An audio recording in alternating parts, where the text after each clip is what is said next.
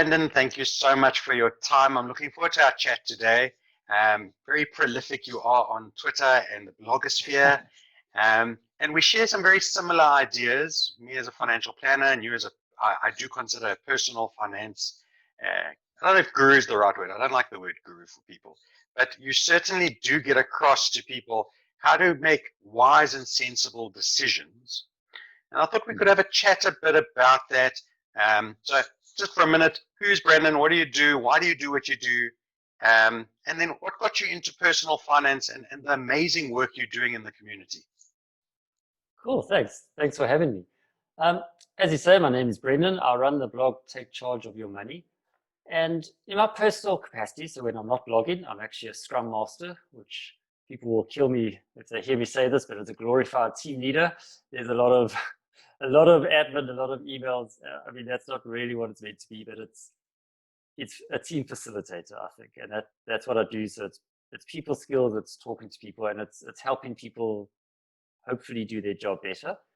And in my blog, that's what I'm doing with regards to money. Is I just I get tired when I see people just literally spending their money all day and then having a garage full of stuff, and then I have to listen to them complain and say, but I don't have any money. And I'm like, you've got so much stuff, you can't actually park your car in your garage. And yet, yet you're telling me you don't have money.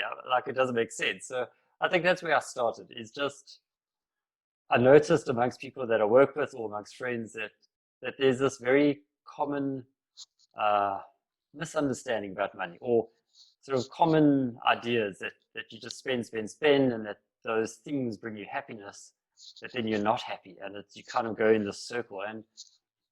And yeah, that's where I started blogging, and I thought maybe I could just share some of my own experiences. I've also been in that place. I've had debt, I've had multiple credit cards, I've had all these crazy things, and somehow maybe I was lucky, maybe I don't know what happened, but I think I hit rock bottom, and I sort of got out of that, and now I just share common sense finances. I think that's exactly it. And this is going to shoot me in the foot. But financial planning really is basic. I think what a lot of people Mm, need is that accountability partner. Like mm, kind of like your coach, your personal trainer at gym. You know, we all know how to do a push up and a sit up and a lunge, but we need, to hire somebody to stand there mm, and count for us and go, right, and then motivate us while we're doing that set. And it's that, and financial planning, really, they're getting the basics right is so important. And I thought maybe mm, let's start off our conversation around that. I mean, for me, and some do like it, some don't like it, but budgeting or cash flow mm, management is so mm. key and so critical. Like you've said, and for many South Africans, it's one source of income and you work hard for that income. Now know where you're spending it and what you're spending it on is so important. What are your thoughts on that? Absolutely. Budgets have a terrible rep. People hate it. You just say the word and there's like they cringe. It's like, ah. But it's really, to me, it's a time when you imagine on a Saturday morning, you've had a nice relaxing morning, you're in a very conscious state of thinking, and you just plan what you want to do with your money. And everything makes sense to you, and it's according to your priorities. You know what you want to spend your money on. And that's really what a budget is. And now it's just during the months when things are crazy, you're busy, you're not really thinking straight. All you need to do is go relook at what your plan was, because you were thinking straight at that time, and just realign yourself with what your priorities are, because oftentimes our priorities are not aligned with our budget, or we think they Yes. are, but they're not really. We spend an unproportional amount of money on takeouts. I mean, that's not really important to us if you really think about it. Education and clothing and all these other things are far more important, but we just spend. When we're in that non-thinking cycle, we just spend. And that's where you need your budget, just to reassess what your plan was. So yeah, to me, it's absolutely vital. I found exactly what you've just said there, like takeout. And I was a bad one in that regard. You kind of go into autopilot.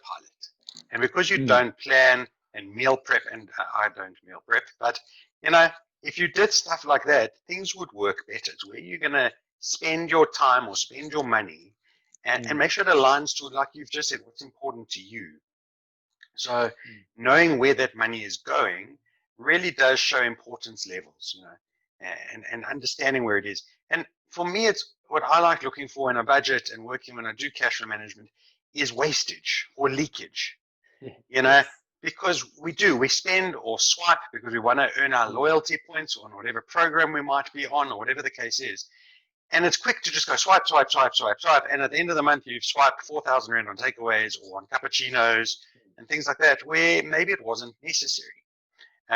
Like you said, personal experience. In my office, we've got a vending machine for coffee. Although it's cheap, you do 2 cappuccinos a day for a month, that's $1,000. Now in my office, I've set up a little coffee corner. And I've gone and spent $100 on a bottle of coffee, and that'll last me the entire month.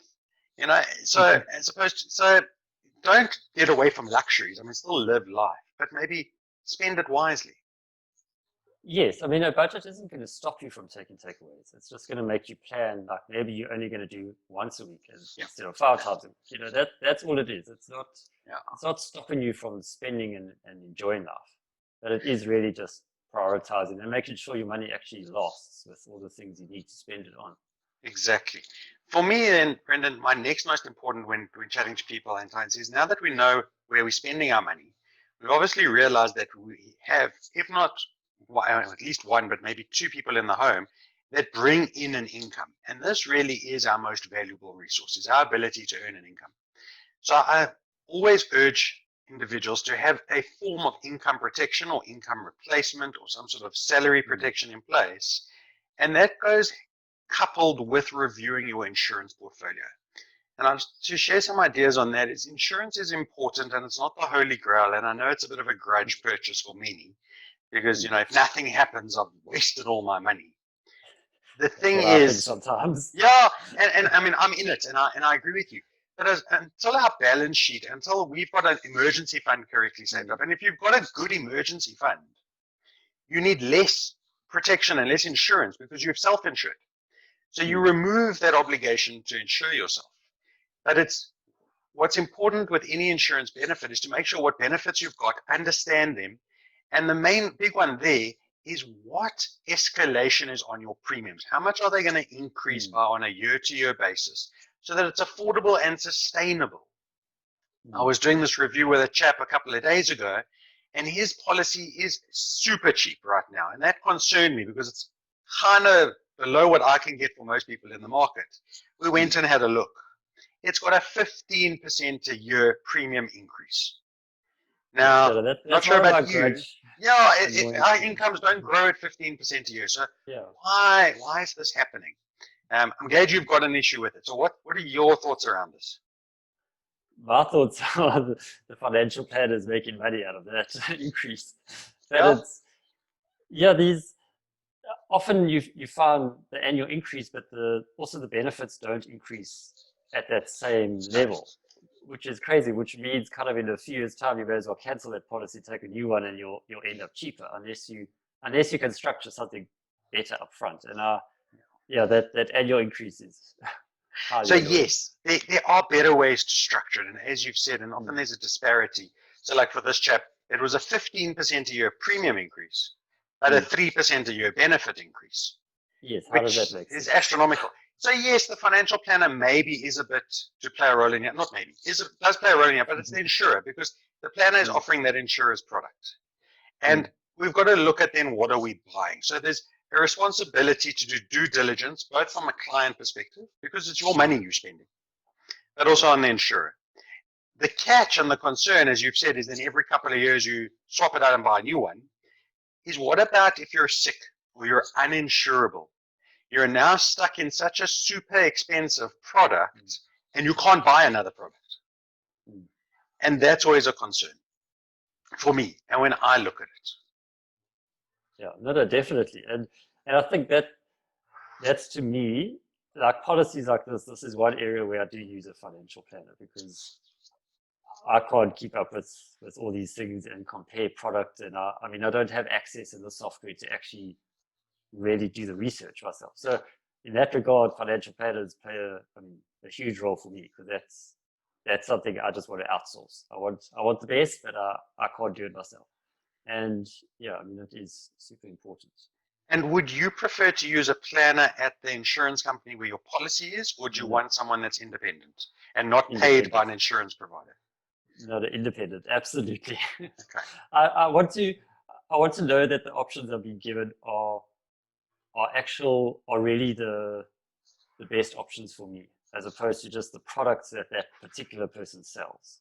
Because that's if I'm just going to go select some products, I can just go to that insurer's website and just select a product. I'm not getting any benefit from it.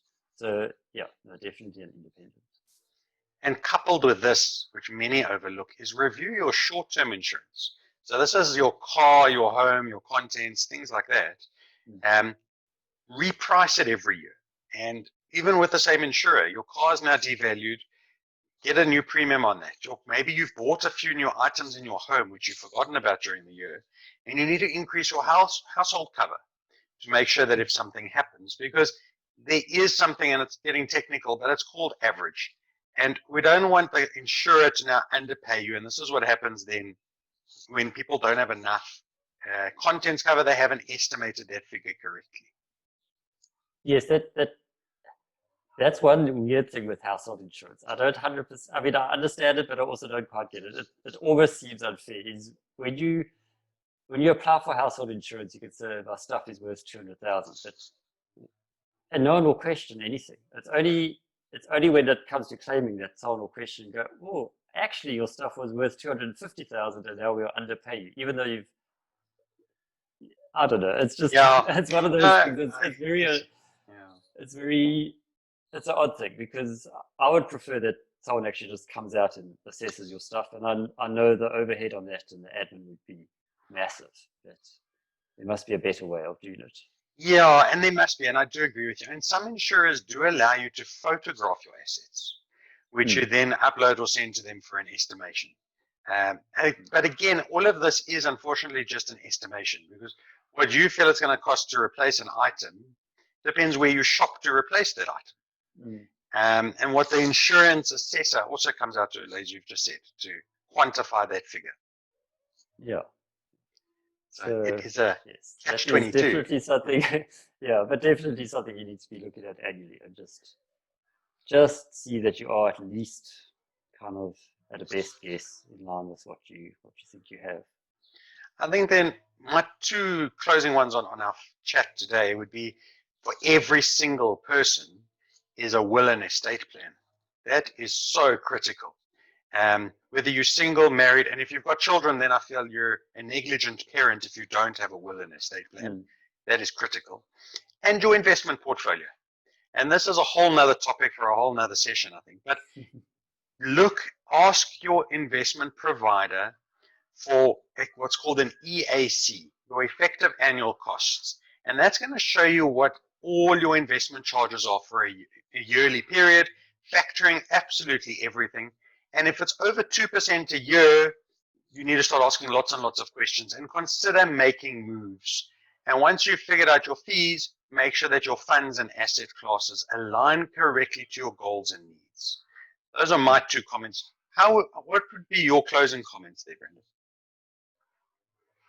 Well, to add on that, having a will is you need to have a will and have it in a place that your family know. I mean, it's not something nice to discuss, but you actually just need to have it in file that people know it's there. It is one of those things that people always just put off. You're always like, oh, I'll do it next year or next month or whenever, but you absolutely, absolutely have to have it in place. And something else, just talking about your EAC on your investments. To me, I mean, that is important, but another aspect is I've got a spreadsheet that details all my investments across like everything I have, all my insurance policies, all those things. So if I had to pass away, it's very easy for my partner to find all of that stuff. That he has it all at his fingertips, and that's also just something you need to do. People often have multiple RAs, multiple investments, multiple of everything.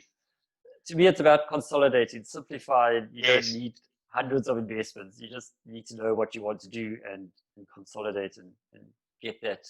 But it's good to have all those details in one place that you can find it and you know what you've got. And I think one interesting one I saw, a recent blog post of yours, was around Bitcoin and cryptocurrency. And People that are dabbling in that, that's great, and that's a different conversation. Make sure that your spouse or parent or someone like you've just said in your will or in that document that it's recorded, because we can't find the Bitcoin unless you tell us you've got the Bitcoin. Yes, Because it exactly. doesn't No really physical exist thing. unless you tell us, because no one's going to find it. And maybe you've got significant wealth in cryptocurrencies.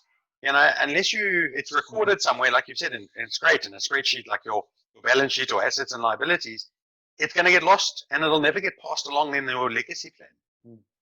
Yeah, it's actually crazy. When I was writing that article, I was reading some wiki pages, and there's several million lost Bitcoins, Yeah. which are just, they're owned, but no one really knows who owns them all. Yeah. There was an attorney in the UK put out an announcement last year I was reading about it, and they were winding up estates and things. And they reckon on an annual basis that £20 million a year is lost in crypto space because people don't record it. And when they pass away, no one can access it, no one knows where it is, or a spouse knows they had something, the surviving spouse, but they don't know where it is. And then there's no password, because these password encryptions can be intense. So they just can't get it out. And like you've said, it now will just live in cyberspace forever and no one can benefit. Yeah, crazy stuff. So I think the bottom line is you have to communicate your financial affairs and make sure that your spouse really knows what you have, because also it's a collective thing, you know. It's a one pot of finances, so you both need to know what's in there. Thank you so much again for your time. I do hope we'll have many more conversations. And to everyone, please look after yourselves, take care, look after your money, and make wise decisions.